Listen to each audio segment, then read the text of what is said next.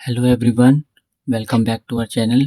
और आज है 21 डेज कॉलेज जर्नी का डे 5, जिसमें हम अकाउंटेंसी का topic partnership 4 admission of partner के बारे में पढ़ेंगे। तो चलिए स्टार्ट करते हैं।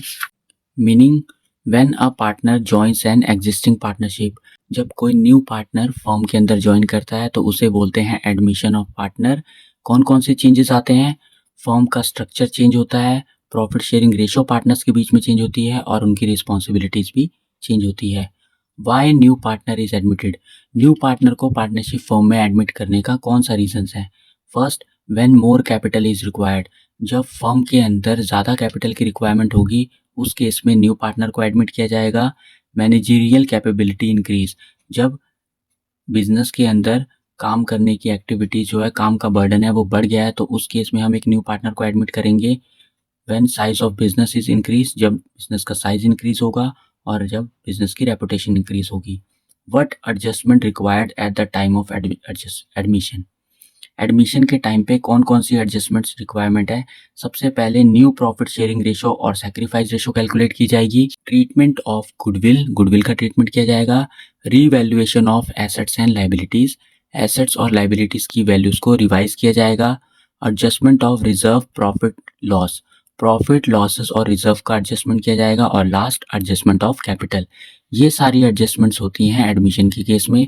सबसे पहली adjustment, calculation of new ratio. Admission के केस में न्यू रेशो कैलकुलेट करने के 3 टॉपिक हैं, सर्टेन केस, फ्रॉम केस और ऑफ केस। यहाँ पर मैंने सिंप्लीफाई करने के लिए इनका मीनिंग लिखा है। सर्टेन केस के अंदर new partner share is fix, जो न्यू पार्टनर होता है उसका हिस्सा फिक्स होता है कि वो कितने हिस्सा मांग रहा है पार्टनरशिप फॉर्म से। एग्जाम्पल के लिए एक्स और वाई की रेशो है 3:2 और ये उनकी ओल्ड रेशो है। नया पार्टनर जेड एडमिट हो रहा है जिसका हिस्सा है 1/5। किस तरीके से कैलकुलेट करेंगे? सबसे पहले टोटल पार्टनरशिप का शेयर होता है 1। 1 कैसे होता है, इसको जानने के लिए एक्स का हिस्सा कितना था 3/5 और वाई का 2/5 ऐड करके 1 आ जाएगा। ये हमेशा 1 ही होता है। रिमेनिंग शेयर, रिमेनिंग शेयर किस तरीके से निकालेंगे? टोटल पार्टनरशिप का हिस्सा 1, उसमें से नया पार्टनर मांग रहा है 1/5, माइनस करके 4/5 आ जाएगा। और ये जो 4/5 है ये एक्स और वाई के लिए है, तो एक्स और वाई 4/5 हिस्से को बांटेंगे अपनी ओल्ड रेशो में, तो हिस्सा आ जाएगा 12/25, 8/25। और जेड का शेयर था 1/5, डिनोमिनेटर मैच करने के लिए 25 से लाने के लिए 5 से मल्टीप्लाई करेंगे तो 5/25।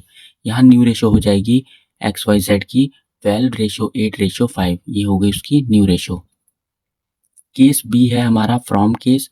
फ्रॉम केस के अंदर in this sacrifice share given by old partner subtracted from the old ratio, इसमें जो भी सैक्रिफाइस शेयर कर रहे हैं नए ओल्ड पार्टनर वो उनकी ओल्ड रेशो से माइनस होगा।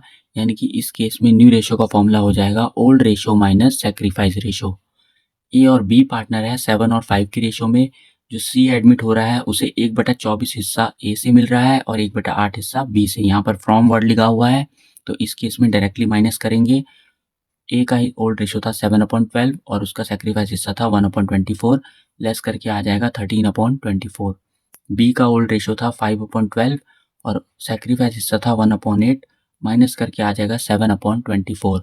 और सी का हिस्सा निकालने के लिए हम ये दोनों हिस्से को ऐड कर देंगे जिससे हमारा सी का हिस्सा आ जाएगा और रेशो आ जाएगी 13:7:4।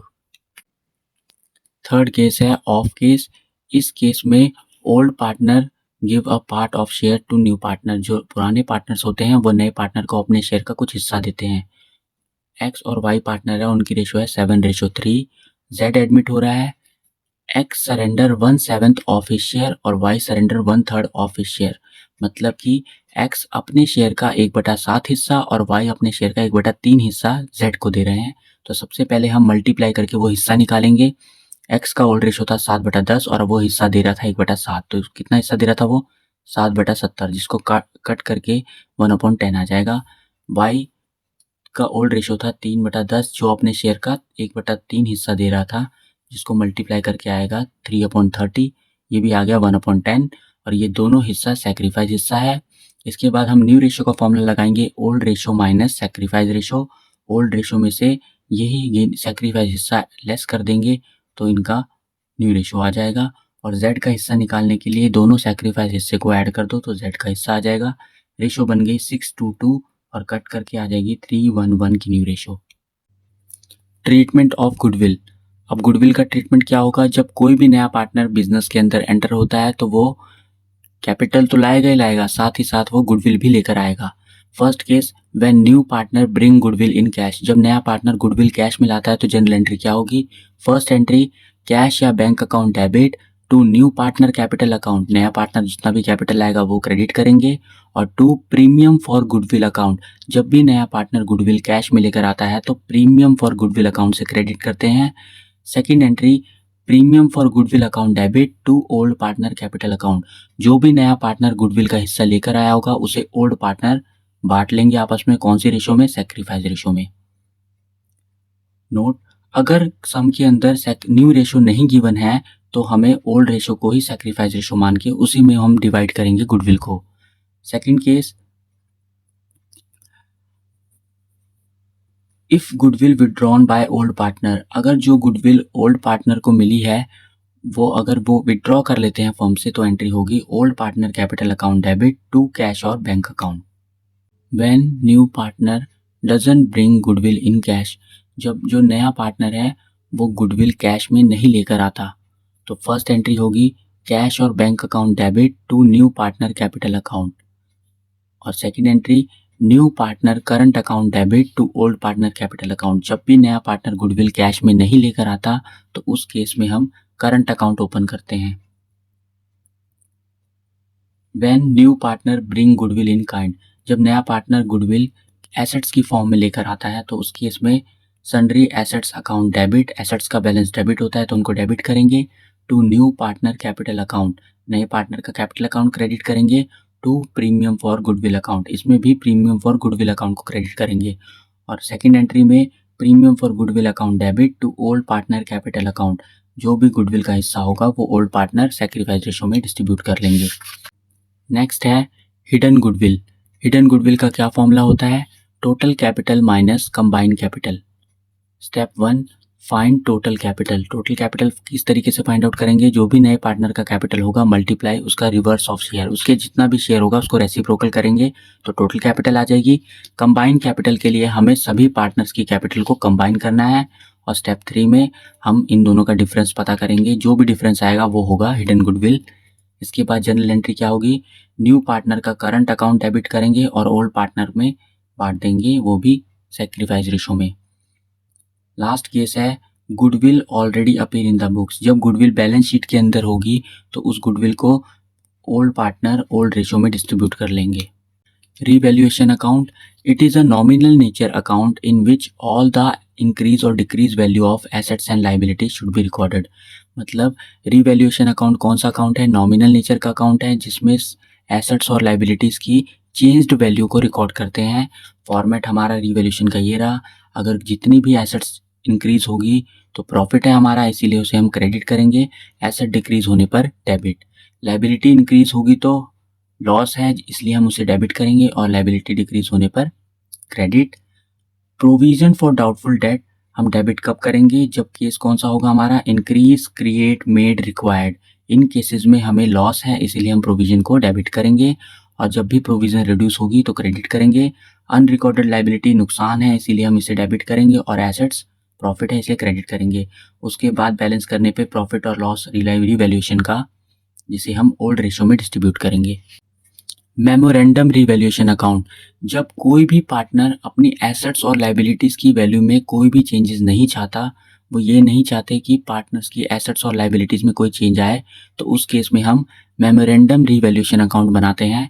मेमोरेंडम रिवैल्यूएशन अकाउंट का फॉर्मेट कैसे होता है? सबसे पहले हम रिवैल्यूएशन अकाउंट का फॉर्मेट बनाएंगे और जितनी भी आइटम्स थी रिवैल्यूएशन की, डेबिट साइड वाली आइटम क्रेडिट साइड में और क्रेडिट साइड वाली आइटम डेबिट साइड में पोस्ट कर देंगे। बट जो मेमोरेंडम रिवैल्यूएशन का प्रॉफिट और लॉस होगा उसे हम न्यू रेशो में डिस्ट्रीब्यूट करेंगे। डिफरेंस बिटवीन रिवैल्यूएशन और memorandum revaluation account. Revaluation account कब बनाते हैं? जब एसेट्स और लाइबिलिटीज की वैल्यू में चेंजेस आ रहे होते हैं। मेमोरेंडम रिवैल्यूएशन जब पार्टनर्स एसेट्स और लाइबिलिटीज की वैल्यू में चेंज नहीं चाहते। पार्ट्स, रिवैल्यूएशन अकाउंट दो पार्ट्स में डिवाइड नहीं होता, बट मेमोरेंडम रिवैल्यूएशन अकाउंट दो पार्ट्स में डिवाइड होता है। सबसे पहले हम इसमें रिवैल्यूएशन बनाते हैं, फिर मेमोरेंडम रिवैल्यूएशन। बैलेंस शीट की फिगर्स, बैलेंस शीट की फिगर्स इसमें चेंज होती हैं, इसमें बैलेंस शीट की फिगर्स सेम रहती हैं। ट्रीटमेंट ऑफ प्रॉफिट लॉस और रिजर्व। फर्स्ट केस, अगर प्रॉफिट लॉस और रिजर्व जो है वो ओल्ड पार्टनर शेयर करेंगे तो उस केस में जनरल एंट्री क्या होगी, सभी प्रॉफिट्स को हम क्या करेंगे, डेबिट कर लेंगे और ओल्ड पार्टनर कैपिटल अकाउंट को क्रेडिट करेंगे और ओल्ड रेशो में उन्हें डिस्ट्रीब्यूट करेंगे। डेबिट होने वाली आइटम कौन सी है, प्रॉफिट एंड लॉस अकाउंट का credit balance, general reserve, reserve fund, workman compensation reserve और इन्वेस्टमेंट फ्लक्चुएशन रिजर्व। ये सभी आइटम्स को डेबिट करेंगे और ओल्ड पार्टनर कैपिटल अकाउंट में क्रेडिट कर देंगे। For transfer of accumulated losses, अगर कोई भी लॉसेस को डिस्ट्रीब्यूट करेंगे तो सभी लॉसेस को क्रेडिट करेंगे और ओल्ड पार्टनर कैपिटल अकाउंट को डेबिट करेंगे और उनको ओल्ड रेशो में डिस्ट्रीब्यूट कर देंगे। When reserve profit shown at old figure in new balance sheet, अगर जो भी रिजर्व और प्रॉफिट्स हैं वो अपनी सेम फिगर से बैलेंस शीट में शो होने चाहिए, तो उस केसेस में नए पार्टनर के कैपिटल अकाउंट को डेबिट करेंगे और ओल्ड पार्टनर के कैपिटल अकाउंट को क्रेडिट, और हम सभी चीज़ों को सैक्रिफाइस रेशो में बांट देंगे।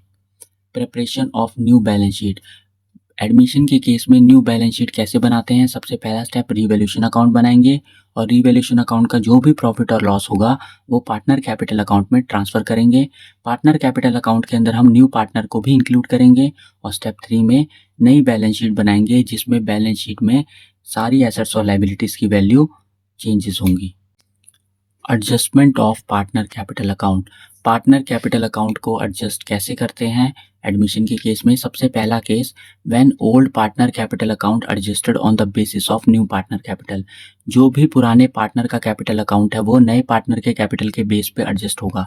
उस केस में सबसे पहले step 1, calculate total capital of the new firm, new firm की कैपिटल पता करेंगे। उसको करने के लिए नए पार्टनर की जितनी भी कैपिटल है और मल्टीप्लाई उसका शेयर का रिवर्स रेसिप्रोकल करेंगे।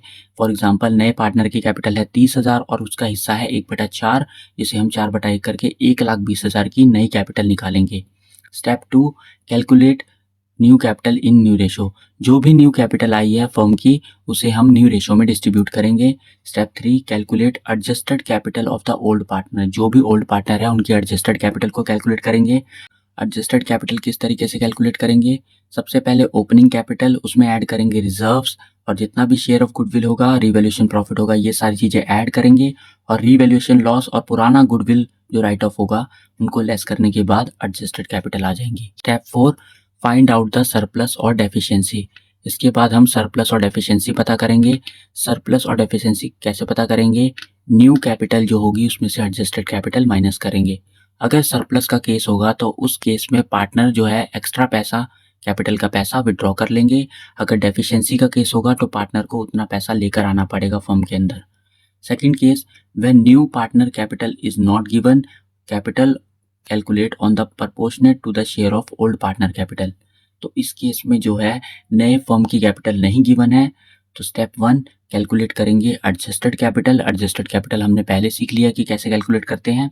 Step 2, find out the total capital. Total capital कैसे निकालेंगे, sum of adjusted capital multiply reverse of old partner share, जितना भी एडजस्टेड कैपिटल आएगा सभी पार्टनर्स का उसका टोटल मल्टीप्लाई पुराने पार्टनर्स के शेयर का रेसिप्रोकल करेंगे तो एडजस्ट टोटल कैपिटल आ जाएगी।